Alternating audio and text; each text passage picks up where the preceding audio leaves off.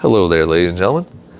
I have a challenge for you, and I don't recommend you do it with your daily driver, but if you have a project car, this would be a good challenge just for kicks and giggles and maybe some bragging rights.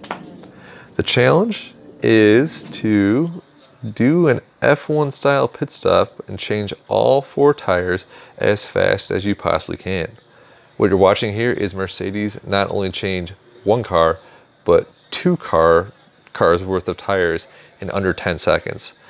So if you're on the pit crew, you have one job: get that car in and out as fast as possible, and then turn around, look out for the other car that's coming in about 30 miles an hour, about 2 inches away from face, and get that car out as well.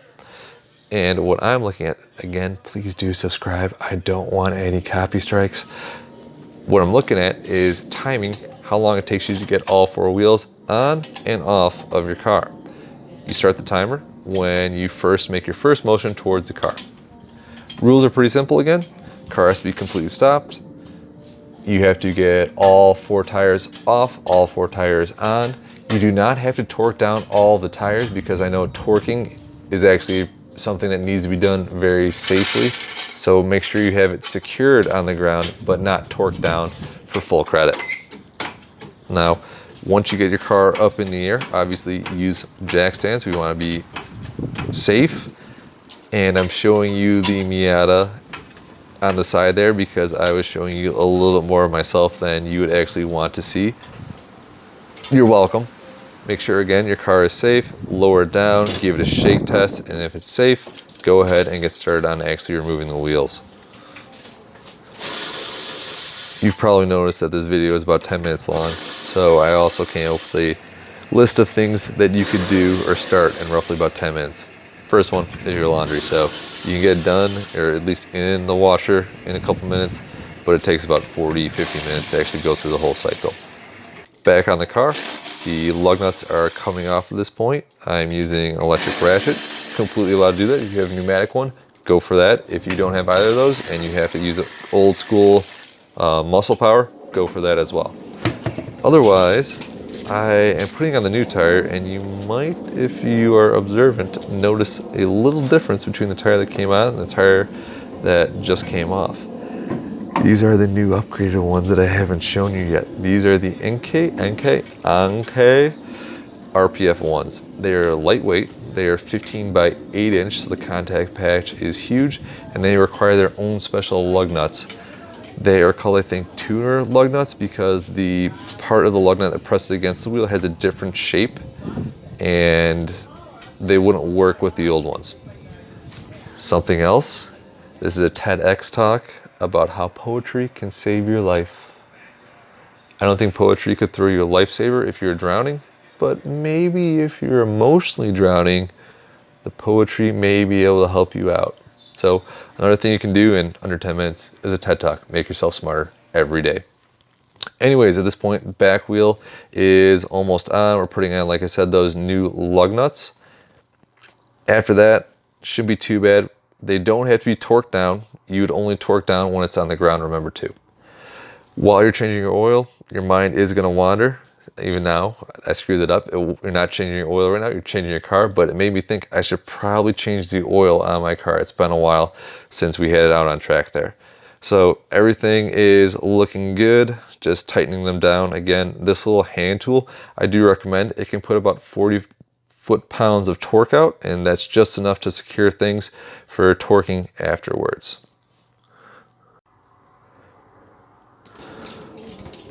Honestly, I had no idea how long this challenge would take. I've changed lug nuts and wheels a bunch of times, one I'd like to admit, especially when we were working on putting on that new flying Miata suspension. But I'd always done it at my own leisurely pace. Whether I was just lollygagging around or I was frustrated, I never actually tried to race around. So if you take a look, lug nuts are on. We are taking out the jack and jack stands. So to get the first side done, we are going to come in at just around the 4-minute mark right there. Again, you don't want to see what's going on behind that. That is my lady friend's dog, Coco. She's adorable. But anyways, we are making the transition now to the passenger side. So the camera's gonna move right here. I didn't want to be accused of cheating at all, so I'm relocating the video. But the second side is about to commence, so we ended the first side really about 4 minutes, but the transition is something I could work on here. It's about another 30 seconds wasted, unfortunately. The images that you are about to see are gonna save you a lot of money and a lot of emotional damage from the future. I was not in a good position here, so enjoy this. I remember it all too well from last year. And then this one, well, that one's a little bit nicer, I think. But anyways, remember, the first step is to always break loose the lug nuts while the car is still on the ground. If you raise the car up first and then try to remove the lug nuts, the wheel's just gonna spin because the ground isn't there to stop the wheel from rotating due to the torque that you're applying to it. So break all the lug nuts first and then go ahead and start jacking the car up. Otherwise, something else that you could do when you're bored under 10 minutes is feed your fish. So these are my neon tetras. There used to be a snail and a betta fish in here, but sadly they drowned.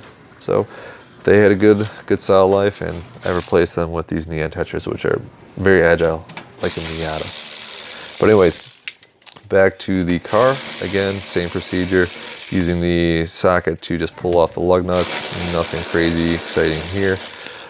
If you're doing this leisurely, try to catch them so that the lug nuts don't bang off of your rim, you don't get a little dents or imperfections. So I'm not too worried about them. These wheels are pretty cheap, they're old, they're more of the daily stuff. But if you are going, just slow and steady because you don't want to win the challenge.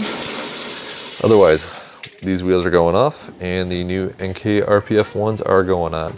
They're roughly the same weight, but I forgot about this section. Again, the people who are changing tires in the F1s are old retired athletes. They find people who are in good shape and try to turn them into these mechanics who can put the tires on, take the tires off very quickly. It's not the guy down at the Jiffy Lube doing this. It's actual athletes trained specifically to do this under high pressure situations, which is awesome. Again, if you're bored in the meantime, you could go look at the Miata Money YouTube channel. There's like 20 some videos for you to look at. Some are good, some are bad, some are helpful, some are cringeworthy. But still, in case you're looking for something to do during this time, right there, don't forget to subscribe. Anyways, the new tires are going back on, just like the other side at this point.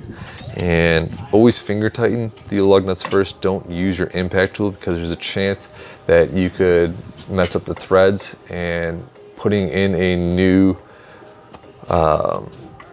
lug nut, or sorry, again, skipping my mind, just like I can't find whatever I'm looking for at this point.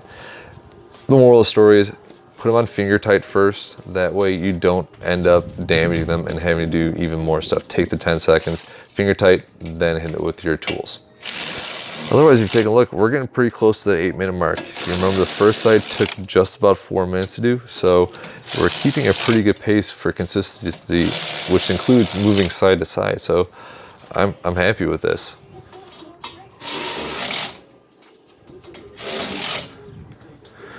I know we're getting close to the end again, so remember the rules: car has to be stopped, there can't be anything underneath the car, it has to be you and only you, and your wheels and tires have to be secured but not torqued down. Really take the time after you're done with this and securely torque them down with a calibrated torque wrench. Otherwise, not too bad. You gotta beat 826, ladies and gentlemen. Now go get at it.